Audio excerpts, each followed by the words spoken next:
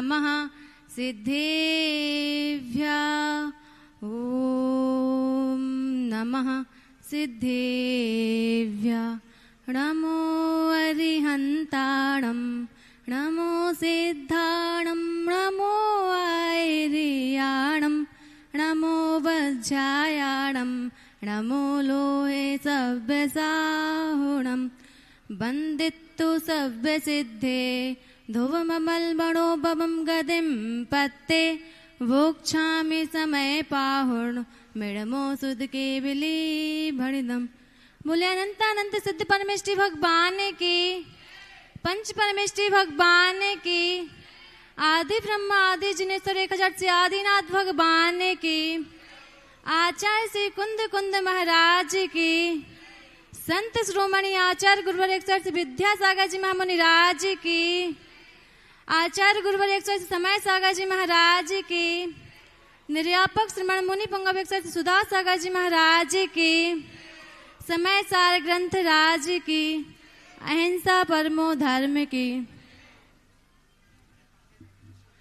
आत्मा आत्मा के यथार्थ स्वरूप की उपलब्धि हेतु हमें उसके यथार्थ ज्ञान का होना आवश्यक है, क्योंकि जब तक हमें वस्तु के यथार्थ स्वरूप का ज्ञान नहीं होगा तब तक हम उसकी प्राप्ति नहीं कर सकते हैं। जिस प्रकार किसी मंजिल की प्राप्ति के लिए उसके मार्ग का ज्ञान होना आवश्यक होता है, उसी प्रकार मोक्ष की प्राप्ति के लिए भी हमें अर्थात जीव तत्व को आत्म तत्व का ज्ञान होना आवश्यक है। और इसी जीव तत्व का निरूपण करते हुए आचार्य कुंद कुंद स्वामी समय सार जी की गाथा 54 नंबर में कहते हैं, अरसम रूपम गंधम अब्बत्तम चेदना गुणम सद्धम जान अलिगहणम जीवम रिडिट संथाणम।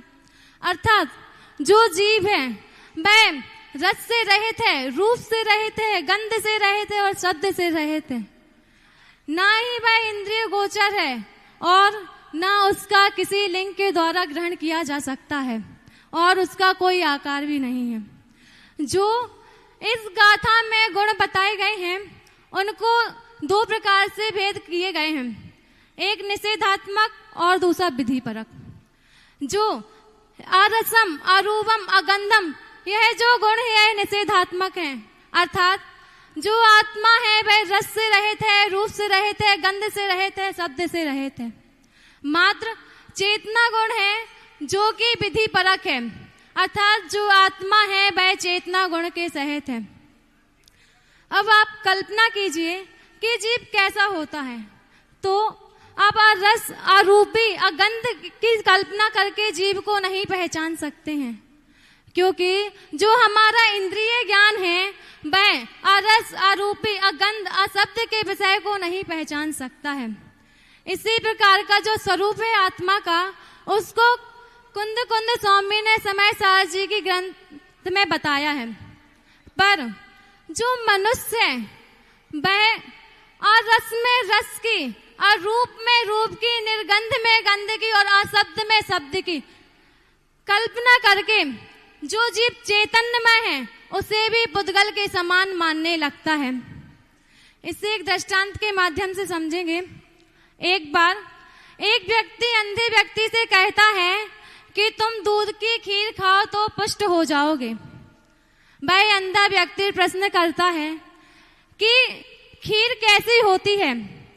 वह व्यक्ति उत्तर देता है खीर सफेद रंग की होती है। वह अंधा व्यक्ति फिर प्रश्न करता है कि सफेद रंग कैसा होता है।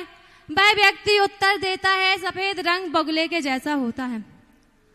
वह अंधा व्यक्ति पुनः प्रश्न करता है कि बगुला कैसा होता है।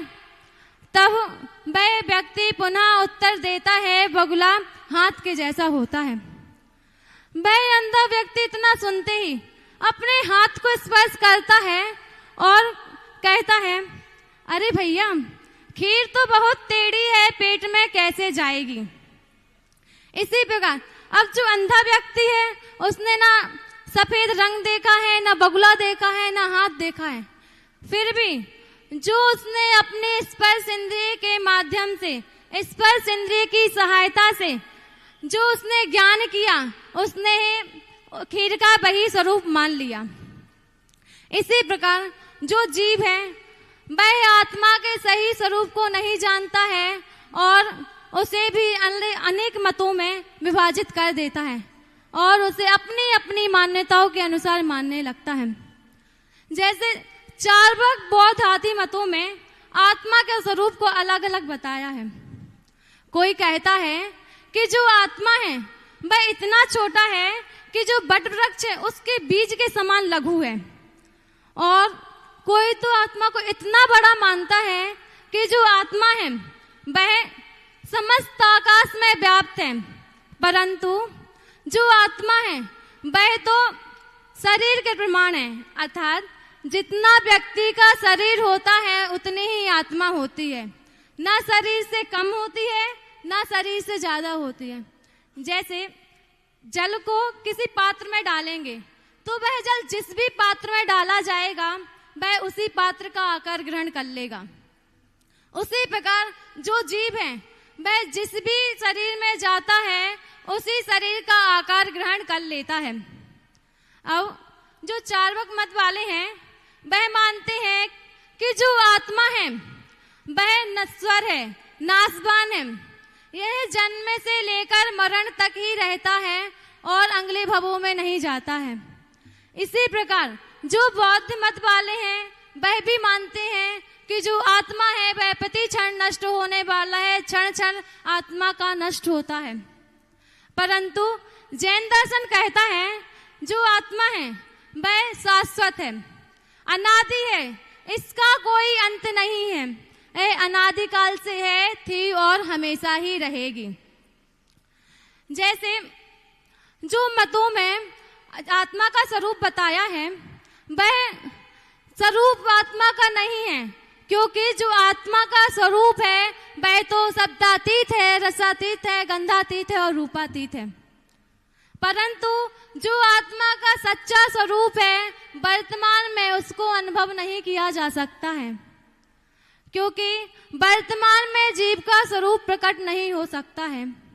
जैसे दूध के पीने पर दूध का अनुभव होगा, घी का नहीं, क्योंकि जो दूध है उसमें घी का श्रद्धान करना अलग है और दूध से विधिवत घी को निकालकर उसका दर्शन होना अलग है। वैसे ही जो जीव है उसका श्रद्धान करना अलग है, उस पर श्रद्धान करना अलग है और जीव का स्वरूप प्रकट होकर उसका दर्शन होना अलग है। परंतु जो श्रद्धान है, जब हम श्रद्धान करते हैं तो वह सब श्रद्धान हमें ऐसे गुप्त स्थान तक ले जाता है कि जहां आज तक कोई नहीं गया है। जब हम श्रद्धान करते हैं तो हमें अमूर्त भी साक्षात हो जाती है, दिखने लगती है। जैसे अगर किसी प्यासे व्यक्ति को पानी का आश्वासन दे दें कि तुम्हें पानी मिल जाएगा, तो उसे एक सुख की अनुभूति होती है कि हाँ मुझे आश्वासन मिल गया है तो पानी तो मिल ही जाएगा। उसी प्रकार जब जीव श्रद्धान करता है तो उसे भी एक आश्वासन मिल जाता है कि कुछ नहीं तो हम मोक्ष मार्ग की भूमिका तो बना ही चुके हैं। तो गुरुजी बस मैं इतना कहना चाहती हूँ कि जो हम संस्थान के बालक और बालिकाएं आपकी शरण में आए हैं तो हम इतना चाहते हैं कि हमें भी शीघ्र मोक्ष रूपी लक्ष्मी की प्राप्ति हो, क्योंकि जो हम संसारी प्राणी हैं वह कर्म रूपी रस से आकुल व्याकुल हैं। वह कर्म रूपी रस हमें प्रतिफल पीड़ित करती है। एक तरफ तो कर्म रूपी रस है कि जो हमें प्रतिफल पीड़ित करती है, लेकिन दूसरी तरफ आपके चरण रूपी रज है जिसको हम अपने मस्तक से लगाते हैं तो हमें ऐसी अनुभूति होती है कि साक्षात हमने सम्मेद शिखर की पवित्र धूलि को अपने मस्तक से लगा लिया है। गुरुदेव, हम सभी संस्थान के बालक और बालिकाएं आपके मुखारबिंद से समय सार जी का अध्ययन कर रहे हैं और इस अध्ययन के बाद हमारी क्या दशा है मैं 4 पंक्तियों के माध्यम से कहूंगी और अपनी वाणी को विराम दूंगी। गुरुवर से एक अंश ज्ञान पा तृष्णा और बड़ी मेरी, भस्मक व्याधि के समान एक साथ मुझको घेरे। इसीलिए अब प्रसन्न होकर मेरे मन में करो प्रवेश, पूर्ण ज्ञान विद्या को पाने कारण एक तुम्हें पूर्णेश, कारण एक तुम्हें पूर्णेश।